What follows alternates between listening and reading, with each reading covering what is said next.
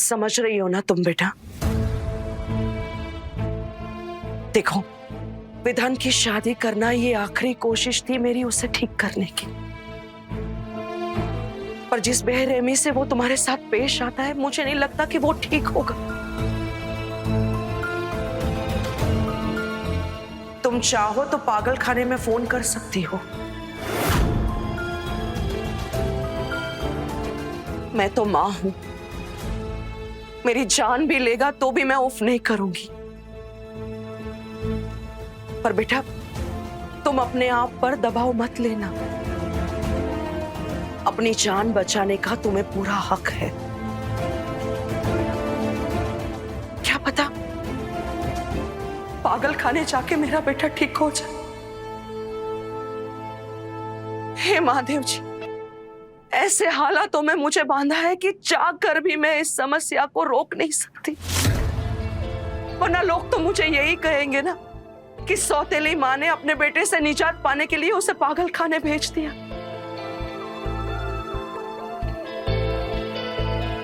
हर किसी को तो नहीं बता सकती हूं ना कि विधान मुझे अपनी सगी मां मानता है।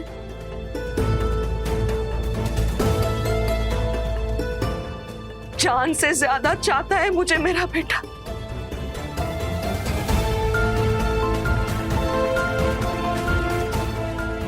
हे महादेव जी, विधान के साथ इसे छोड़ना यानी शेर के पिंजरे में एक बकरी को छोड़ना। इस मासूम की रक्षा आप ही करो।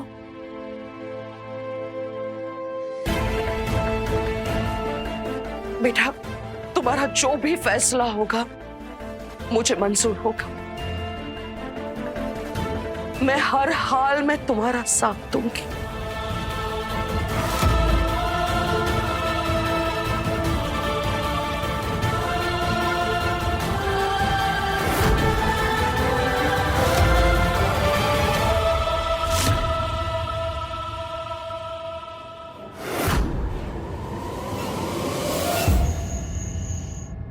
खेल शुरू हो गया है। विजय का पहला बिगुल बजा के आ गई हूं मैं। लोहा गरम था तो ऐसा हथौड़ा मार के आई हूं कि उस पैदल दिमाग विधि के घोड़े दौड़ने शुरू हो गए होंगे अभी तक तो। क्या कह रही हो? सच में? हाँ, विधान के खिलाफ जाने के सारे रास्ते दिखाकर आ गई हूं मैं विधि को, वो भी दुखियारी मां बन के। अब वो अपने पति को पागल खाने भेजना चाहती है या जेल, वो अब खुद ही चुन सकती है। गजब कर दिया तुमने सरोज, ये तो बहुत अच्छी खबर है। जी हाँ, खुशखबरी सुनने के लिए तैयार रहिए। अब हमारा आधा काम हो चुका है। अब जल्द ही विधान की सारी प्रॉपर्टी के मालिक हम बनेंगे और बेचारा विधान पागल बन के विधि का नाम लेते मरेगा। वाह सरोज, दिल जीत लिया तुमने मेरा। बस अब एक बार पागल खाने पहुंच जाए वो विधान का बच्चा, उसे वहां इतने करंट लगवाऊंगा कि अगले जन्म में भी सोचता रहेगा कि मैं कौन हूं।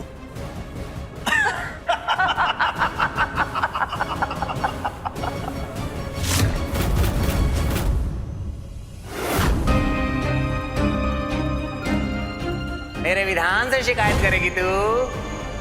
ले कर।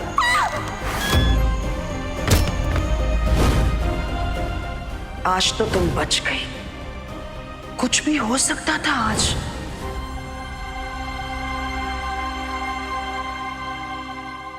दीदी, डॉक्टर से पूछ के तुम्हारे लिए दवाई मंगवाई है, इसे ले लो, तुम्हें आराम मिलेगा।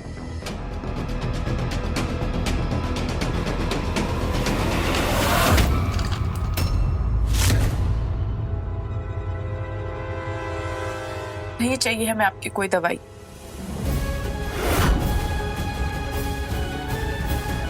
पहले खुद ही चोट देते हैं और उस पर फिर ये मरहम लगाने का नाटक करते हो। नहीं चाहिए हमें, ना ही आपकी दवा और ना आपकी हमदर्दी। छोड़ दीजिए हमें हमारे हाल पर। विधि, विधि सुनो तो। विधि, मैंने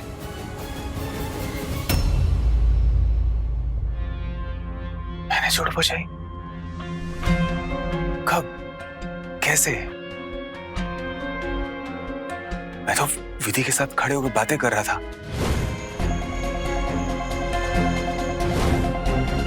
मुझे कुछ याद क्यों नहीं आ रहा? कहीं ऐसा तो नहीं कि मैंने विधि को झूले पे बिठाया, वो नीचे गिर गई हो, इसलिए वो मुझसे नाराज है।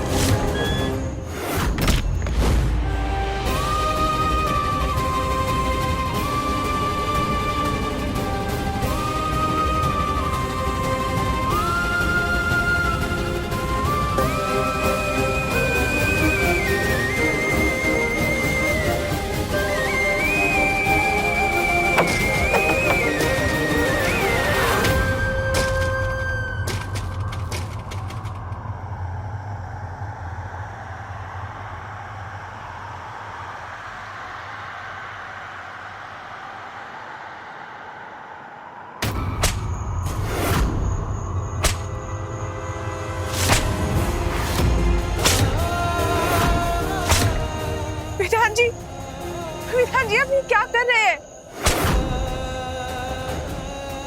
खुद को सजा दे रहा हूँ। मैंने तुम्हें चोट पहुंचाई है विधि, तो सजा मुझे भी मिलनी चाहिए। आप पागल हो गए हैं क्या?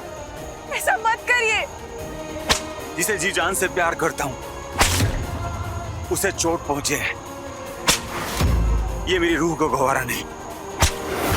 जो आह तुम्हारे दिल से निकली है वो मेरे मुंह से निकले, तब जाके मुझे थोड़ा सुकून मिले।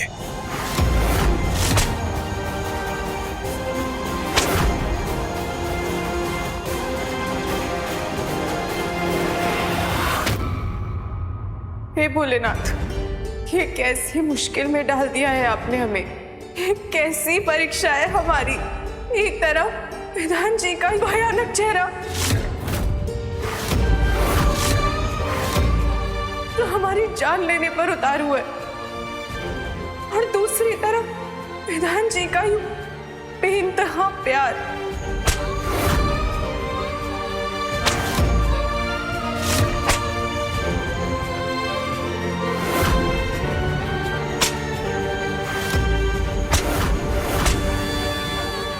हमें कुछ समझ नहीं आ रहा, हम क्या करें। आज तो तुम बच गई। कुछ भी हो सकता था आज। कल को फिर तुम्हारी चांद पे बनाई तो? अगर तुम्हें उसे पागल खाने भेजना है तो तुम भेज सकती हो।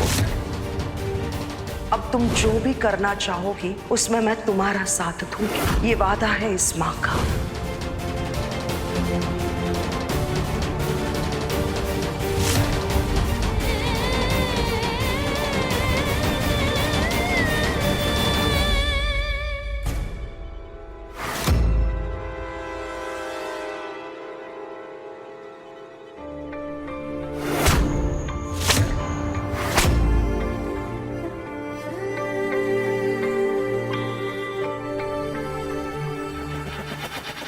हेलो,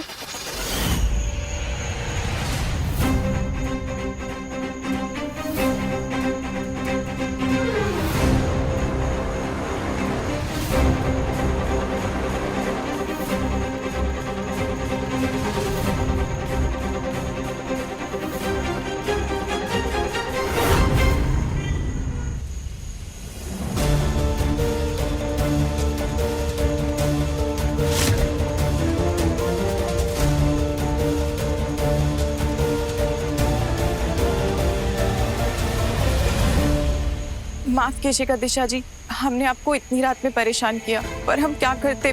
बातें कुछ ऐसी थी, हमें कुछ समझ में नहीं आ रहा है कि हम क्या करें। अब इट्स ओके विधि, लेकिन क्या हुआ, तुम इतनी परेशान क्यों हो?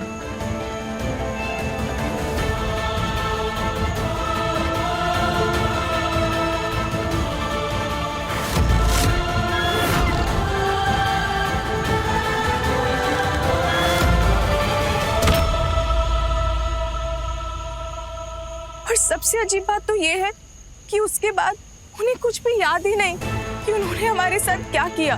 पर जब उन्हें पता चला कि उनकी वजह से हमारे सर पे चोट आई है तो उन्होंने खुद को कोड़ों से मारा। गॉड, अब तुमने इस बारे में किसी से बात की? हाँ, माँ जी को सब पता है और उन्हें अफसोस भी हो रहा था। उन्होंने हमसे कहा कि हम चाहे तो विधान जी को पागल खाने भी भेज सकते हैं। क्या? पागल खाने? सरोज आंटी ने ऐसा कहा? हाँ, उन्होंने हमसे कहा कि हम जो भी फैसला लेंगे वो हर फैसले में हमारा साथ देंगी। पर हमें कुछ समझ में नहीं आ रहा है कि हम क्या करें। आप प्लीज हमें बताइए ना कि हम क्या करें। विधि, मैं समझ सकती हूँ कि तुम बहुत परेशान हो, और ये मत समझना कि मैं विधान की दोस्त हूँ तो फिर मैं कोई भी भेदभाव करूंगी। लेकिन विधि, मैं एक डॉक्टर होने के नाते बोल रही हूँ कि विधान पागल नहीं है, बस वो बीमार है। वो एक ऐसी चीज से जूझ रहा है जिसके बारे में वो खुद नहीं जानता है। पागल खाने में भेजना उसकी प्रॉब्लम का सलूशन नहीं है। इस तरह तो तुम उसे और भी बड़ी प्रॉब्लम में डाल दोगी, उसे उस गुनाह की सजा दोगी जो उसने किया भी नहीं है। विधि, मैं मानती हूँ कि उसका वायलेंट बिहेवियर तुम्हारे लिए बहुत खतरनाक है, लेकिन विधि ये भी तो सोचो ना, तुम खुद ही कहती हो कि जब जब वो तुम्हें चोट पहुंचाता है वो खुद भी परेशान हो जाता है। वो खुद को सजा देता है, खुद को चोट पहुंचाता है, तो इसका मतलब उसे हेल्प की जरूरत है, ना कि उसे पागल खाने के टॉर्चरस माहौल की। उसे ट्रीटमेंट चाहिए, उसे सिंपैथी चाहिए, ताकि वो अपने इस कमजोरी पर काबू पा सके। अगर उसे पागल खाने भेजा ना, there is no coming back. और हो सकता है कि वो वहां जाकर और बीमार पड़ जाए, इतना कि शायद फिर कभी वापस ना आ पाए।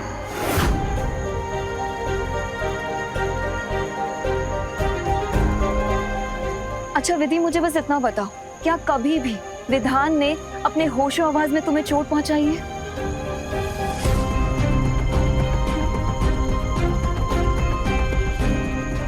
नहीं, ऐसा तो कभी नहीं किया उन्होंने। Exactly my point. विधि, जब वो तुम्हें तकलीफ देता है वो अपने आप को भी चोट पहुंचाता है। इसका मतलब है कि वो जो कुछ भी करता है ना, उस पे उसका काबू नहीं है। विधि, वो बुरा नहीं है, बस बीमार है और हम उसे ठीक कर सकते हैं।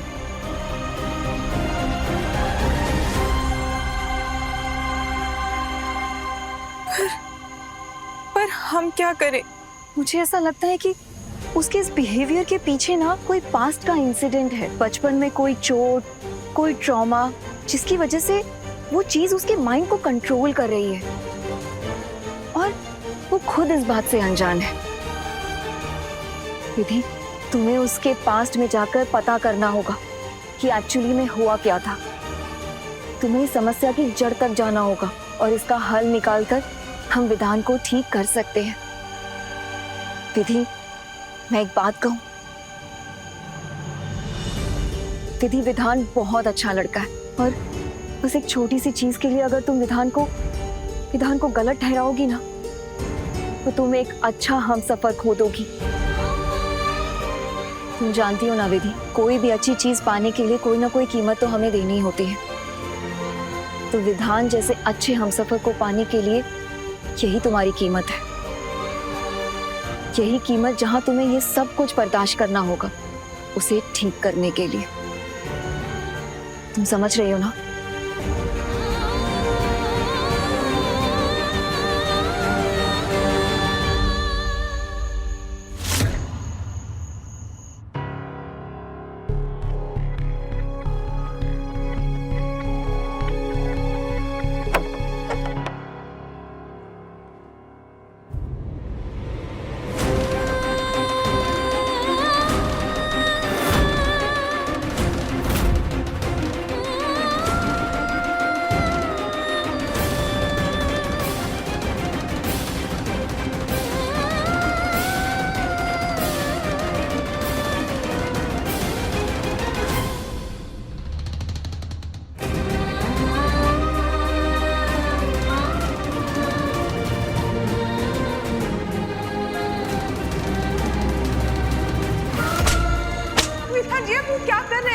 को सजा दे रहा हूँ विधि।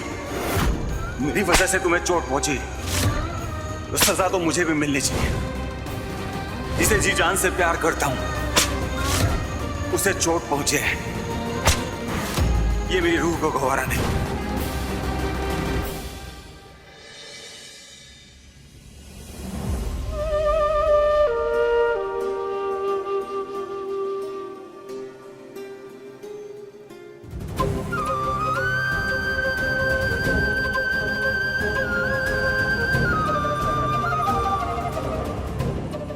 आई एम सॉरी विदिश, मुझे माफ कर दो और इस गलती की जो भी सजा आप देना चाहें मुझे वो मंजूर होगी।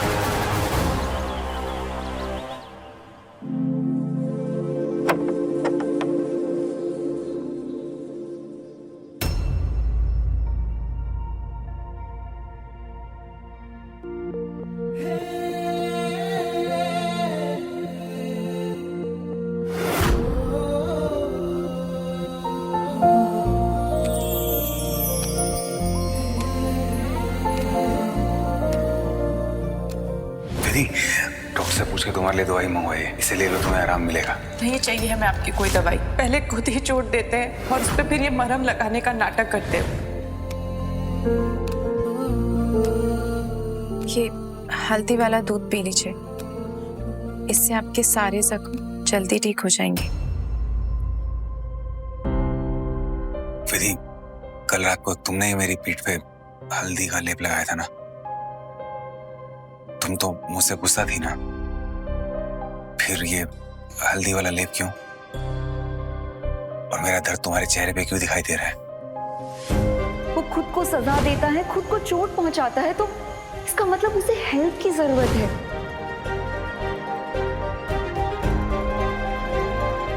पता विधि, मुझे कोई चीज इतनी खुशी नहीं देती जितनी तुम्हारी खुशी। तुम्हारा मेरे लिए यूं फिक्र करना, यूं प्यार करना, ये सब देख के ना मैं अपनी सारी तकलीफें भूल जाता हूं। लेकिन मुझे ये लगता है कि मैं इनका हकदार नहीं हूं। क्यों? क्योंकि जब से तुम आई हो मैं तुम्हें दुख दे रहा हूँ, परेशान कर रहा हूँ।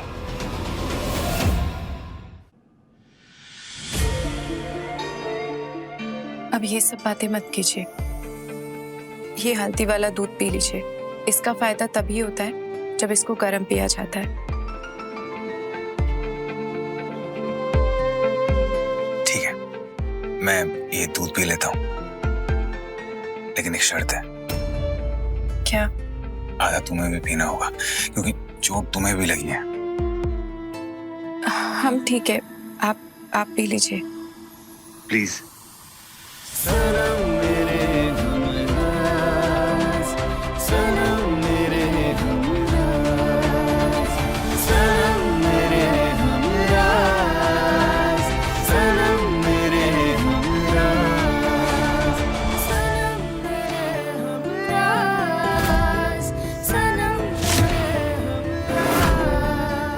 तुम तो कह रही थी ये लड़की विधान को पागल खाने भिजवा के छोड़ेगी, लेकिन ये तो इस शेषनाग को दूध पिला रही।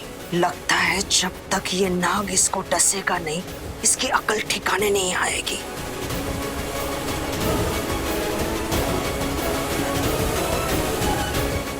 इसकी किस्मत में भी हमारी खुशियों की बलि चढ़ना ही लिखा है।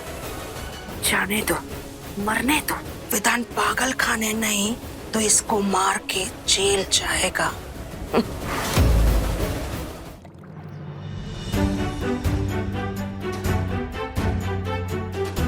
अनिरुद्ध। हाँ बाबा बोलिए। अरे भाई ढोल ताशे वाले कहाँ है? विसर्जन का वक्त हो गया है भाई, फोन करो, पता करो। हाँ बस 1 मिनट में उनको फोन कर। जल्दी जल्दी करो भाई।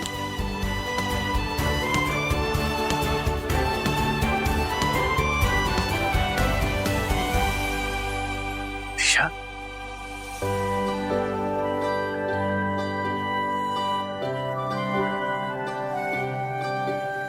अरे दिशा तुम आ गई। Thanks for coming. तुमने मुझे गणपति दर्शन के लिए बुलाया, ऐसा हो सकता है मैं ना आऊं? माँ देखो कौन आया हमसे मिलने। दिशा। अरे दिशा, बहुत सालों के बाद आई यार।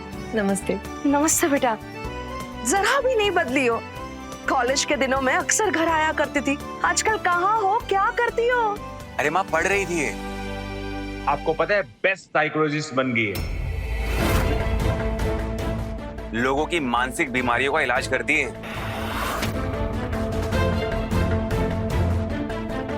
सरोज, जरा ये देखना।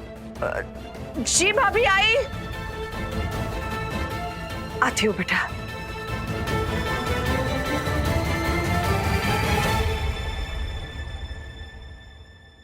विधि देखो कौन आया हमसे मिलने। अच्छा लगा आप आए। मुझे भी बहुत अच्छा लगा तुमसे दोबारा मिलके। अच्छा विधि सुनो, तुम ना दिशा को गणपति जी के दर्शन तो करवा ही दो, लेकिन इसे प्रसाद जरूर खिलाना, क्योंकि इसे मोदक बहुत पसंद है। अच्छा दिशा तुम दर्शन करो, मैं विसर्जन की तैयारी कर लेता हूं तब तक। विधि आता हूं।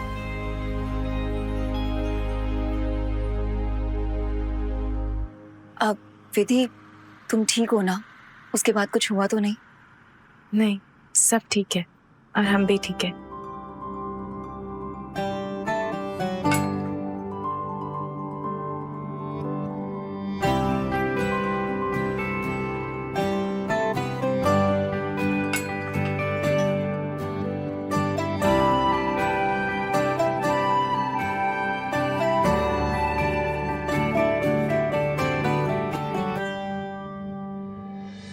जानती हो विधि, गणेश जी को सर्वप्रथम पूज्य क्यों माना जाता है?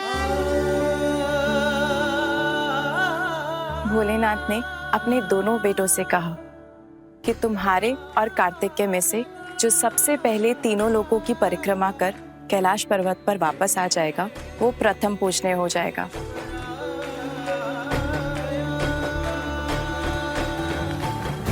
ये सुन कार्तिकेय वहां से झट से चले गए, पर गणपति 2 पल ठहरे, सोचे और पूरे कॉन्फिडेंस के साथ अपने माता पिता की परिक्रमा करके बोले, आप दोनों मेरे लिए तीनों लोगों के बराबर हो। लो, हो गई मेरी परिक्रमा। ये सुन भोलेनाथ की खुशी का ठिकाना नहीं रहा और तब से गणपति जी बन गए प्रथम पूजनीय। बिल्कुल सही कहा। ये उनकी बुद्धिमत्ता और सही फैसला लेने की क्षमता थी। इसी रीजन की वजह से वो इतनी कठिन परीक्षा को जीत पाए हैं।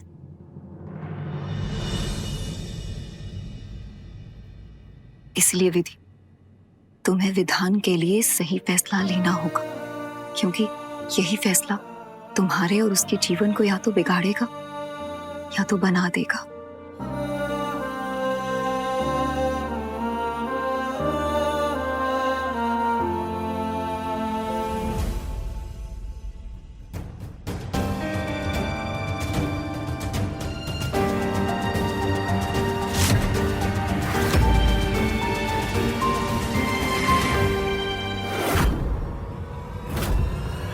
ये दोनों अभी अभी मिली है और इतनी क्या बातें कर रही है। कहीं विधि जिस डॉक्टर को मिली थी ये वही तो नहीं है। हे महादेव जी, ये लड़की विधान का इलाज करके मेरी सालों की मेहनत पे पानी ना फेर दे।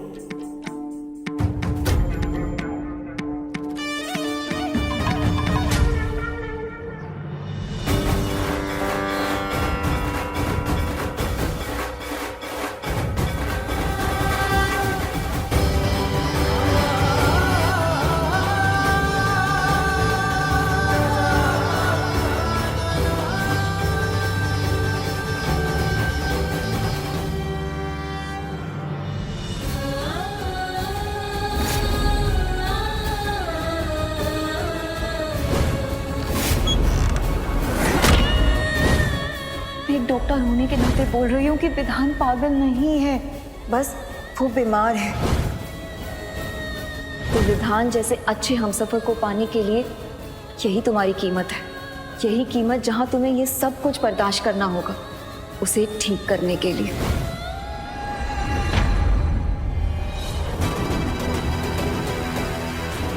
हम ये रिश्ता नहीं निभा पाएंगे।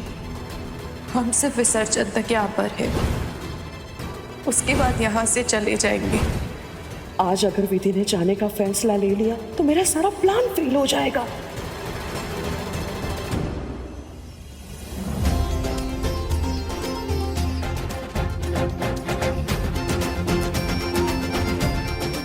गणपति बप्पा मंगल मूर्ति। शादी के बाद तुम दोनों के पहले गणपति है, तो विसर्जन की आरती तुम दोनों पति पत्नी करोगे। पंडित जी पूजा शुरू कीजिए। आप लोग बाप्पा से प्रार्थना कीजिए, बाप्पा हमारे जीवन से सारे विघ्न साथ लेकर के जाइए और हमारे जीवन में सुख शांति प्रदान कीजिए।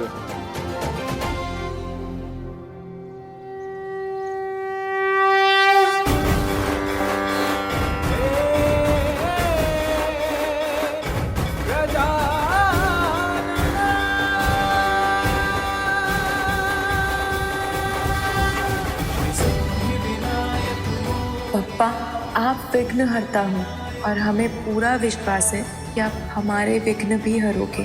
पर आज आप हमारी एक और सहायता करनी होगी।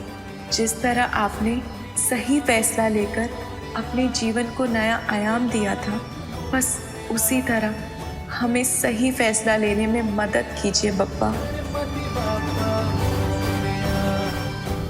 बताइए हमें कि हम विधान जी के साथ रहकर अपने सिंदूर के साथ साथ उन्हें बचाएं या फिर उनसे दूर होकर उनकी और अपनी रक्षा करें। हमें रास्ता दिखाइए बप्पा, इशारा दीजिए हमें। गणपति बप्पा मंगल मूर्ति।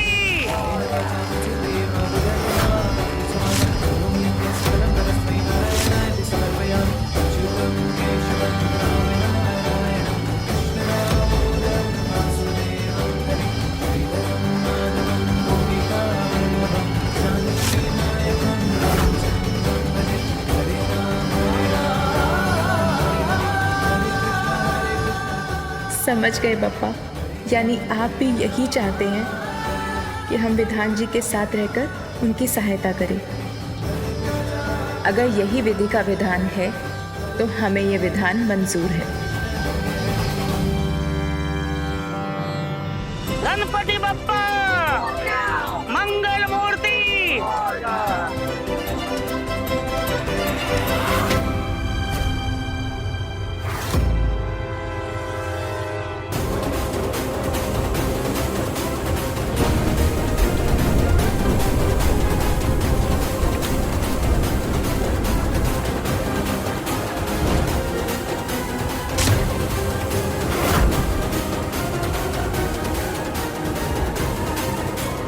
रुकिए विधान जी।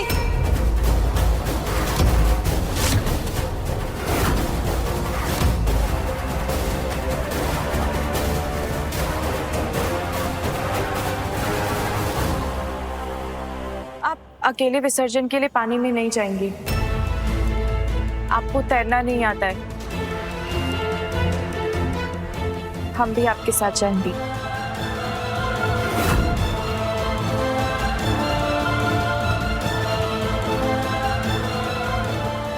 प्लीज आप हमारी बात मान लीजिए।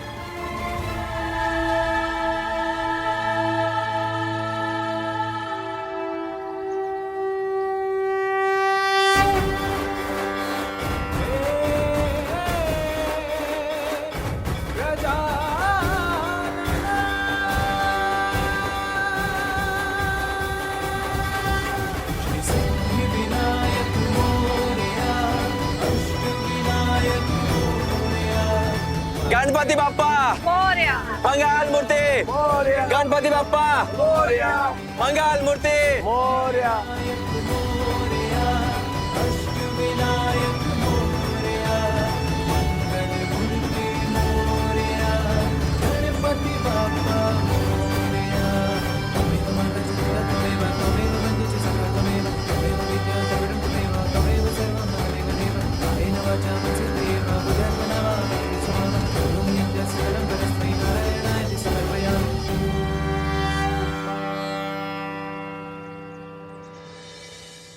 हे गणपति बप्पा, आज मूर्ति विसर्जन का दिन है और हमारी जिंदगी की नई शुरुआत। एक भंवर में फंसा है हमारा और विधान जी का रिश्ता।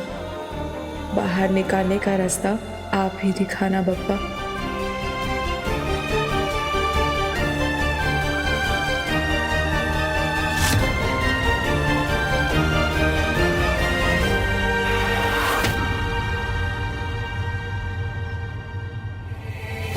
विधान बेटा, कैसे हो? मैं अच्छा हूँ, आप कैसे हैं? ये तो हमारे गांव के पंडित जी है। ये विधान जी को कैसे जानते हैं?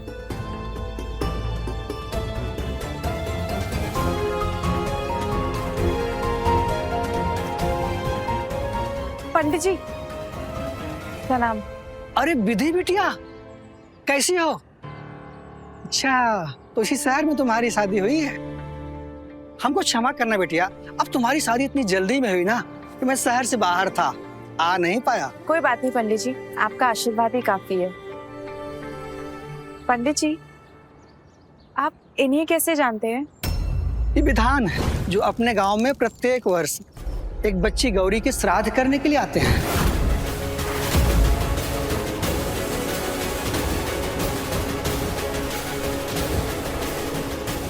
गौरी? गौरी कौन पंडित जी? वो तुम्हें पता नहीं बेटी, ये हर साल गांव आकर उसकी आत्मा की शांति के लिए श्राद्ध कराता है। बाकी कोई खोजबीन खबर लेके हमें क्या, लेकिन तुम क्यों पूछ रही है बेटा? यूं ही पंडित जी, आपने बताया तो हमने पूछ लिया। ठीक है पंडित जी, प्रणाम। खुश रहो।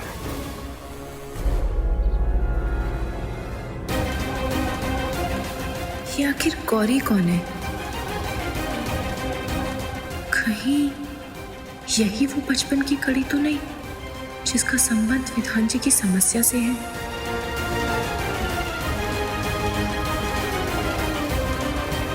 कुछ तो राज है इसका, वो भी हमारे ही गांव में। लगता है विधान जी के अतीत के ये पन्ने वहीं खुलेंगे, वहीं मिलेगा हमें कोई छोर जो उनकी समस्या की जड़ तक ले जाएगा। विधि,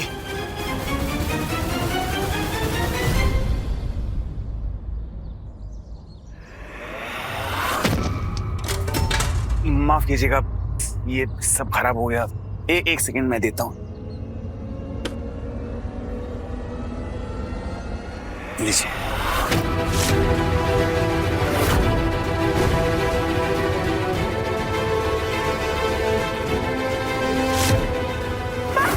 क्या हो गया? सब ठीक तो है?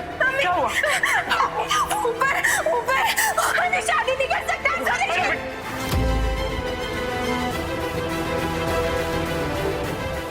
तुम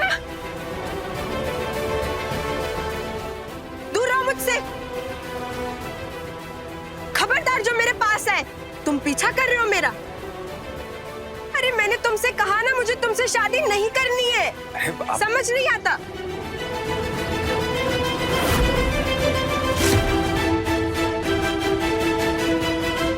नहीं, वो आपको गलतफहमी हो गई है। मैं आपका पीछा नहीं कर रहा था, वो तो गलती से टकरा गया। उसके लिए मैं आपसे माफी मांगता हूँ। बस बस, मुझे पता है तुम कितने शरीफ हो।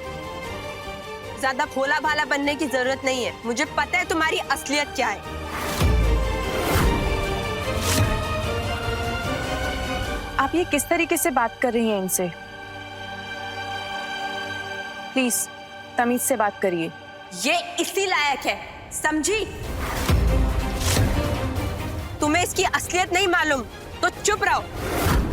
आप चुप हो जाइए। और पति हैं ये हमारे।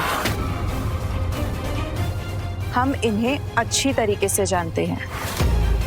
आप इनसे इस तरीके से बदतमीजी नहीं कर सकती हैं।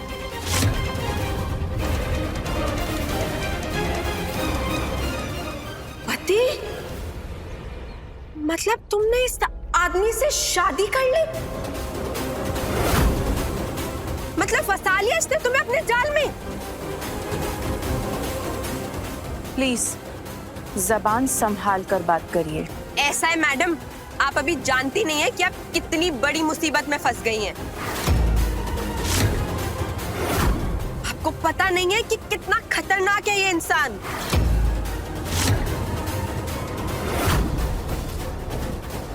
जिस दिन आपको मालूम पड़ेगा ना, उल्टे पांव इसे छोड़ के भाग जाओगी, समझी?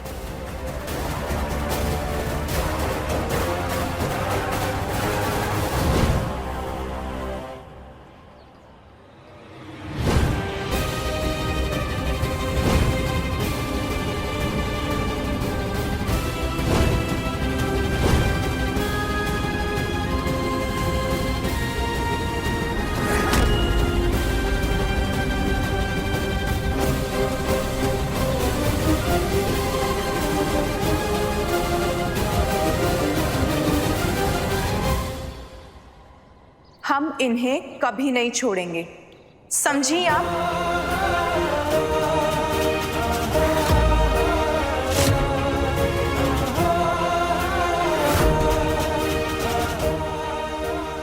हर हाल में हम इनका साथ देंगे।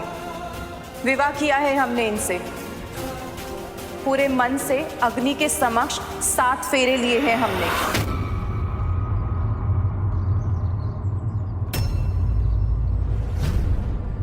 पति पत्नी के पवित्र बंधन की हर कसम को निभाएंगे हम। पत्नी का धर्म क्या है ये अच्छी तरीके से जानते हैं हम। इनके हर सुख दुख का हिस्सा है अब हम। अच्छा होगा कि आप अपने काम से काम रखें और हम दोनों के बारे में कोई बात ना करें।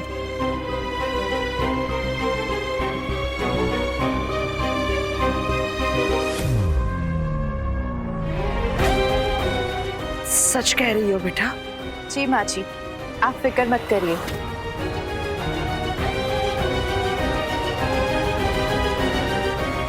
हम किसी भी सूरत में विधान जी का हाथ नहीं छोड़ेंगे।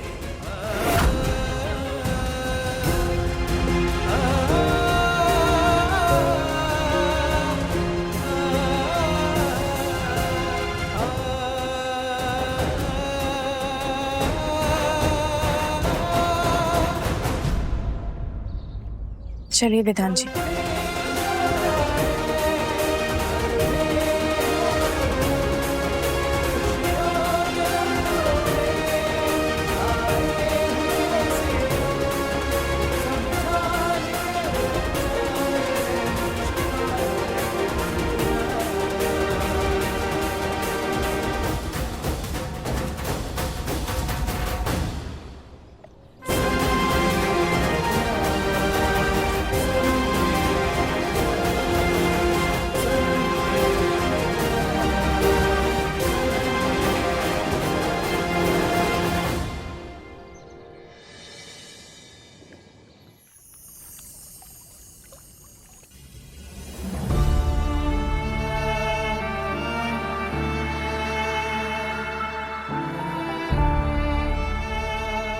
ज्यादा भोला भाला बनने की जरूरत नहीं है। मुझे पता है तुम्हारी असलियत क्या है।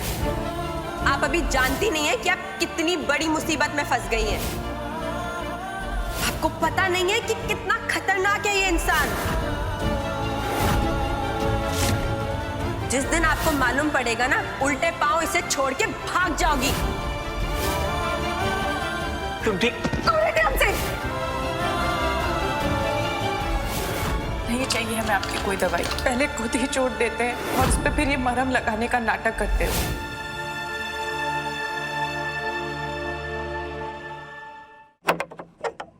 विधान जी,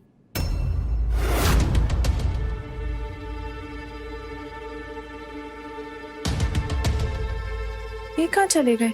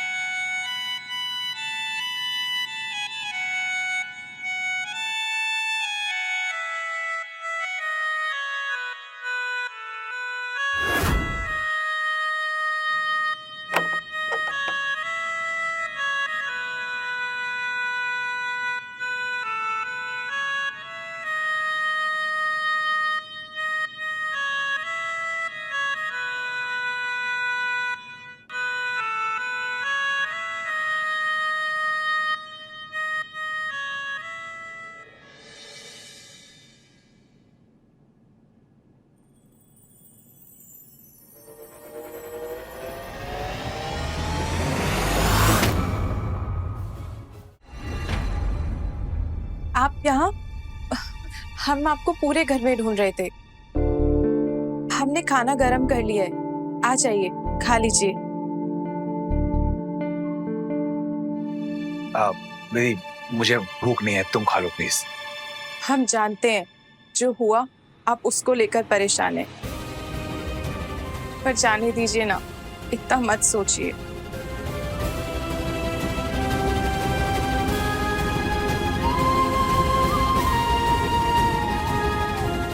मुझे लगता है तुम्हें मुझे छोड़ देना चाहिए।